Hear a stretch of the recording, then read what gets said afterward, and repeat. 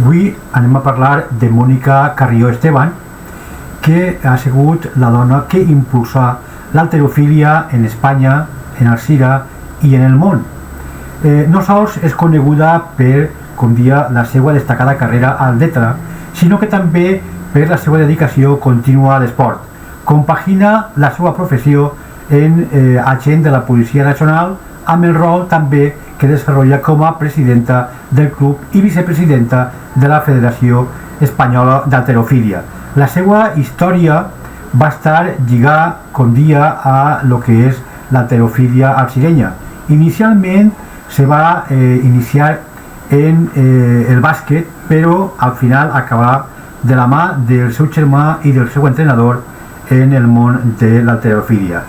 A més, contra la seva voluntat inicial per els seus pares, Mónica, com dia, se va iniciar en l'halterofília i als 18 anys ja es va convertir en la primera campiona mundial júnior d'Espanya, és a dir, la primera dona que va optar a aquest títol. També va ser la primera dona espanyola en competir en l'halterofília en uns Jocs Olímpics, concretament en Sydney en l'any 2000.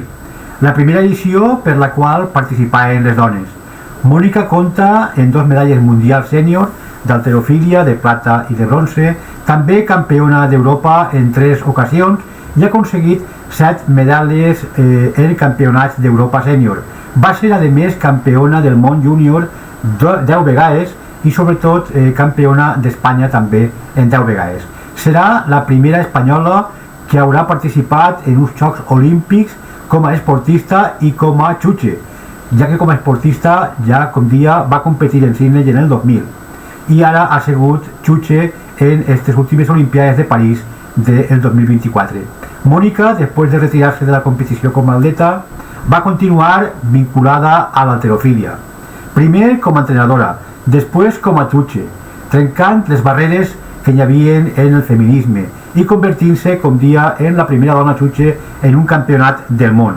La seva experiència l'ha portat a complir el seu somni. Com dia, ha tornat a uns Jocs Olímpics, però aquesta vegada a l'altre costat de la tarima.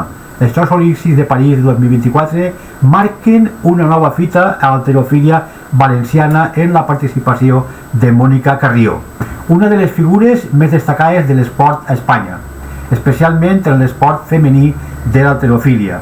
Al llarg de la seva vida, Mónica ha treballat incansablement per donar visibilitat a l'halterofília femenina i promoure l'esport de base.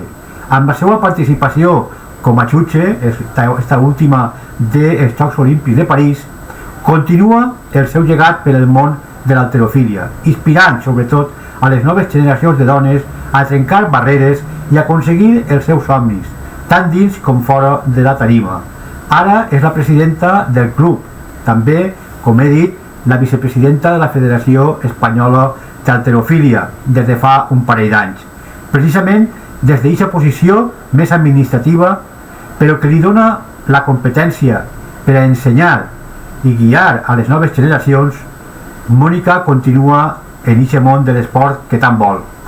Mónica Carrió també ha sigut reconeguda en Alzira en la insígnia de la igualtat i, sobretot, és una esportista que és reconeguda per la seva dedicació a l'esport base. Com a persona no se pot dir només que halagos a Mónica Carrió. Està sempre disposta a tot el que se li demana, no sols en el món de l'esport, sinó també en el que és en el món social i el que són associacions cíviques del poble d'Alzira.